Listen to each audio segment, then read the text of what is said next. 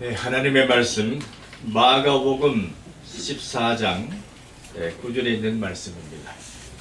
내가 진실로 너희에게 이르노니 온 천하에 어디서든지 복음이 전파되는 곳에는 이 여자의 행한 일도 말하여 저를 기념하리라 하시니라.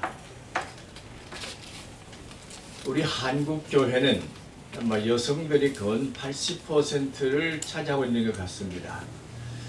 이 한국 교회가 지금 130, 40년 동안 자라오는 가운데 여성들의 헌신이 있는데, 오늘 이 여자의 행한 일도 말해 저를 기념하리라 한다, 이 말을 우리 한국 교회에다가 적용한다면 한국 교회 여러 성도들 중에 여성들의 이 기름 부음과 같은 그리스도의 죽음을 장사 지내는 그 십자가의 사랑에 도달한 이 헌신의 삶을 아마 분명히 오늘 주님께서 기념해 주시리라 생각을 하는 것입니다. 우리 신약의 성서에서 보면 예수님이 과연 교회를 세우셨느냐 안 세우셨느냐 그런 논란이 있습니다.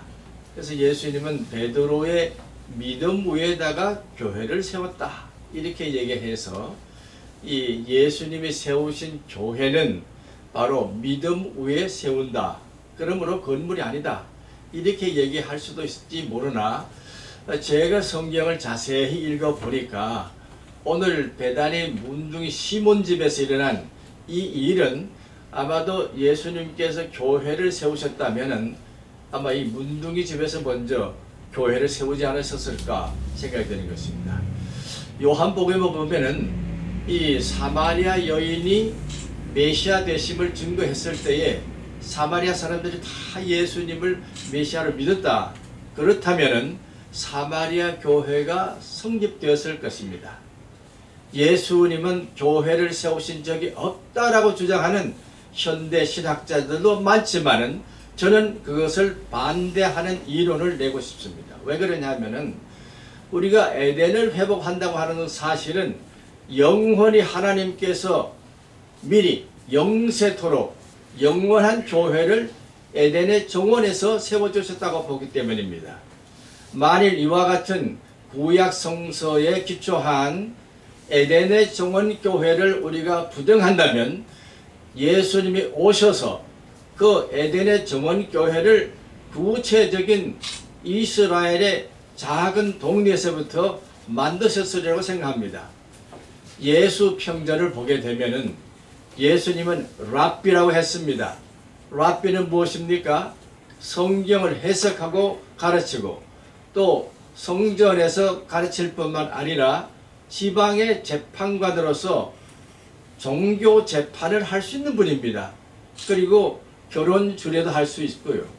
모든 일을 감당하실 수 있는 분이 랍비인데, 우리 성서 신학자들이 예수의 랍비 되심을 부정한다면은 우리는 잘못된 교회 인식이 될 수밖에 없습니다. 그러면 저는 감히 말합니다.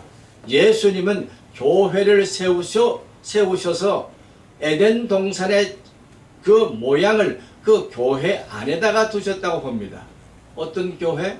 예수님의 몸낸 교회, 예수님의 몸과 살과 피와 그 가운데 모든 것들이 교회의 기초가 되는, 오늘 우리가 성례주의를 지킵니다마는 우리가 예수님이 이와 같은 자기 몸을 통해서 보여준 교회를 우리가 받아들이지 않는다면, 다시 말하면 예수님은 교회 자체다라고 우리가 주장하지 않는다면 우리는 교회가 무엇인지 알 방법이 없습니다. 그러므로 우리는 예수님이 교회를 통하여 에덴 동산에서 영원한 교회의 표본을 가지고 오신 분이라고 그렇게 제2의 아담으로 인식해야 할 것입니다. 그러지 하자면 어떻게 해야 되겠습니까? 첫째로 성경을 좀 더 깊이 있게 상고할 필요가 있는데, 전통의 눈에서 예수님을 봐야 된다. 구약 성경에서 나오는 이 모든 전통 속에서 기다린 메시아 되시는 예수님에 대한 것이 예수님의 구체적인 삶 가운데서 표현되었다고 하는 것을 우리가 받아들일 때에 교회에 기초되는 것이 무엇인지를 알 수 있다는 것입니다. 예수님은 그래서 내가 참으로 너희들을 위해서 희생하는 몸이라고, 피라고 그렇게 말씀해 주셨습니다. 그러므로 예수님의 삶 자체가 교회의 기초가 되지 않으면 안 되는데, 그와 같은 예수님의 삶 자체를 교회의 모형으로 알고 우리가 참여할 때만 우리는 영원한 에덴 교회, 에덴 정원 교회를 모상하고 그 속에 있는 의미를 분명하게 찾아가리라고 믿습니다. 우리 밤빌레 교회가 지금까지 달려온 세월 가운데는 이와 같은 예수님이 지혜 자체가 되셔서 지혜의 교회를 만드시고, 지혜 가운데서 지혜의 말씀을 통하여 지혜 되시는 하나님의 창조의 세계를 가르쳤다고 우리는 지혜 학교를 만들어 왔습니다. 오늘 한국교회가 참으로 새로운 교회가 되자면은 무슨 이 교파교회라고 하는 틀에서 벗어나야 할 것입니다. 교파교회는 어떠한 역사적인 현장 속에서 만들어졌습니다. 갈래가 많습니다. 그래서 전 세계에 있는 교파교회들이 많이 있는데요. 예수님은 그런 교파교회의 주님이 아니시고 친히 교회 자체가 되어주신다는 사실입니다. 그래서 전통 가운데서 보여준 시나고그라고 하는 게 있죠. 시나고그, 회당이라고 하는 게 있습니다. 역사적으로 보면은 유대인이나 그리스도인들이 오랫동안 이 시나고그에서 함께 예배를 드렸다는 기록이 있습니다. 유대인과 크리스찬 사이에 벽이 없었다는 것이에요. 우리 교파 사이에 벽이 없어야 합니다. 교파와 교파 사이에 벽이 있다면 예수님은 존재할 수 없습니다. 왜? 온전한 주님은 벽이 없는 곳에 계셔야 합니다. 부활하신 주님이 시간과 공간을 통하여 초월하신 분으로서 어디서나 공존하셨듯이 오늘 현재 교회가 예수님의 이와 같은 현재를 체험한 교회로서 그리스도의 몸된 교회로서 있지 아니한다면 우리의 예배는 허공을 치는 헛소리가 될 것입니다. 바라기는 우리 한국교회가 예수님의 몸을 중심한 교회를 다시 회복하기를 바랍니다. 한국교회가 하나님의 일을 생각하는 교회가 되자면은 이 여인과 같이 자기가 가장 귀한 것을 주님께 드려서 봉사한 것처럼 그리스도에게가 아니라 가난한 사람들에게, 과부나 나그네에게 우리가 자비를 베푸는 일이 있어야 되는데, 이 세계, 현재 세계를 본다면은 우리 한국은 세상에 가장 잘 사는 나라 중에 하나입니다. 이번에 의료 체계만 해도 그렇지 않습니까? 우리나라만큼 잘된 의료 체계가 드물다고 볼 수 있고, 이 여러 가지 사회 정책에 있어서 뛰어난 나라가 됐는데, 이제 우리가 눈을 돌려서 볼 것은 무엇입니까? 세상에서 가난한 나라, 가난한 사람들, 나그네와 고아 같고 과부 같은 나라에 대하여 우리가 눈을 돌려볼 필요가 있습니다. 물론 많은 선교사들이 가서 뭐 수만 명이 나가서 이 선교사로 활동할 뿐만 아니라 이 단기 선교사들도 많은 것을 압니다. 물론 그것도 굉장히 중요하지만은 이 우리나라 자체가 그리스도의 이와 같은 사명을 가지고 전 세계를 리드할 수 있는 나라로 거듭날 수 있어야 할 것입니다. 예를 들면 지난번에도 말씀드렸지만은 아프리카는 죽어가고 있습니다. 죽어가고 있는 그 땅, 죽어가고 있는 그 백성들, 그 사람들을 향해서 우리는 국가적으로 그들을 도와야 되겠는데, 6.25 사변이 될 때마다 이제 70년이 됩니다만은 이 우리 한국에 와서 젊음의 피를 뿌려준 그 아름다운 나라들에 대해서 우리는 그냥 기념하는 정도가 아니라 그들을 우리처럼 잘 살 수 있는 정말 근대화된 나라를 만들 수 있는 전폭적인 지지를 해야 할 것입니다. 우리가 잘 아는 대로 우리 한국이 62년대에 이 케네디 대통령이 한국에 대해서 잘 연구를 해가지고 우리 한국이 참 자기 미국 나라처럼 잘 살 수 있도록 이 모든 면에서 지원을 아끼지 않았습니다. 그 프로젝트가 결국 경제 5개년 계획으로 나타나서 장면 정부를 통해서 또 제3공화국을 통해서 점점 그것이 진행되면서 우리나라가 정말 부강한 나라가 될 수 있도록 경제적인 일을 감당해 주었습니다. 그때 우리는 세계에서 제일 꼴찌였습니다.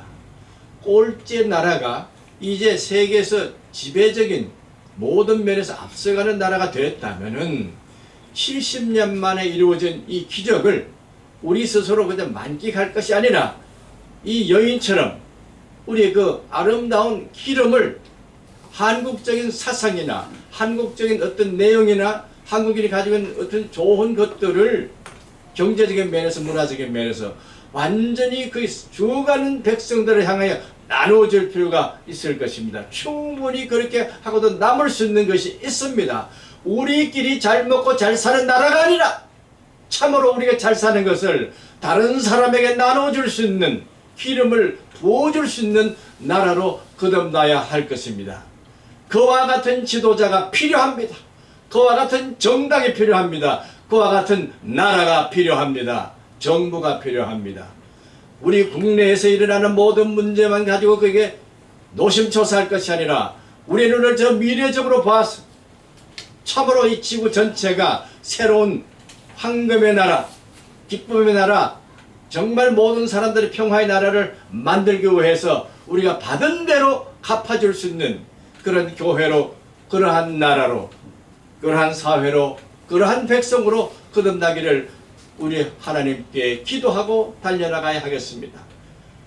우리 1년 동안의 지혜 공동체의 사명을 실천하기 위해서 여러 가지 면으로 반성을 하는 가운데 오늘 이제 이번 6월 달에는 6.25의 나이 오게 돼 있습니다. 70년을 바라보면서 우리의 과거에 잘 못 살던 것들을 잘 생각하면서 정말 미국이 우리를 어떻게 도왔으며 많은 참전국들이 우리를 어떻게 도왔으며 세상은 어떻게 변화됐는지를 잘 반성하면서 6월달을 맞이할 수 있기를 바랍니다. 그렇게 해서 우리 한국 사람들은 어디를 가든지 참으로 칭송을 받는 백성으로 거듭나기를 바라는 것입니다. 저는 그와 같은 나라의 이름을 성배의 민족이라고 거듭 주장해 왔습니다. 하나님의 성배를 받을 사람, 다시 말하면 이 예수님이 여인의 기름을 그 향유병을 가지고 부어드린 그 향유병이 바로 성배와 같은 것입니다. 거룩한 잔이 되는 게 거룩한 분에게 바쳤기 때문에 거룩한 잔이 된 것입니다. 우리 한국 백성들은 이와 같은 그리스도에게 하나님에게 참으로 거룩한 잔이 되어서 부어드리는데 그것이 주님에게만 하는 것이 아니라 가난한 사람들, 우리의 도움을 받을 사람들에게 주어야 할 향유가 되어야 할 것입니다. 바라기는 그와 같은 교회의 미래를 바라보면서 달려나갈 때는 용기가 필요합니다. 어떤 용기가 필요합니까? 내 자신을 내어 던질 수 있을 만큼 믿음이 있어야 합니다. 사마리아 여인처럼 메시아를 기다리는 그 기다림이 필요합니다. 미래가 예수님을 통해서 오는 그 미래가 어떠한 미래인지를 우리는 항상 경신하면서 그 날을 통해서 하나님이 기뻐하시는 일을 점점 더 달려나가야 할 것입니다. 예수님은 자기 몸을 주시면서 그 가운데에서 참으로 사랑을 실천해 주셨습니다. 제자들을 끝까지 사랑해 주셨습니다. 제자뿐만 아닙니다. 예수님은 평소에 얼마든지 많은 가난한 사람들과 병든 자들을 위해서 일을 해 주셨는데요. 이와 같은 몸으로 산 제사를 드리신 예수님의 그 뒤를 우리가 따라가자면은 우리는 그것을 모범으로 삼아서 무책임 상황 속에서 그 일을 감당해 내어야 할 것입니다. 세상에 나가서 일하는 사람들 가운데 한국 사람들이 제일 봉사를 잘한다 이런 칭찬을 많이 듣습니다. 그 이유는 왜 그러냐? 한국 사람들이 참 발이 빠른 것 같아요. 속도가 빠른 것 같아요. 이 어제 어떤 얘기를 들었는데요. 이 용의 종류가 많답니다. 뭐 흑룡, 황룡, 뭐 저기 이 청룡 여러 가지 있는데 제일 빠른 용이 있는데 그것을 이 백룡이라고 얘기한다고 그럽니다. 백룡.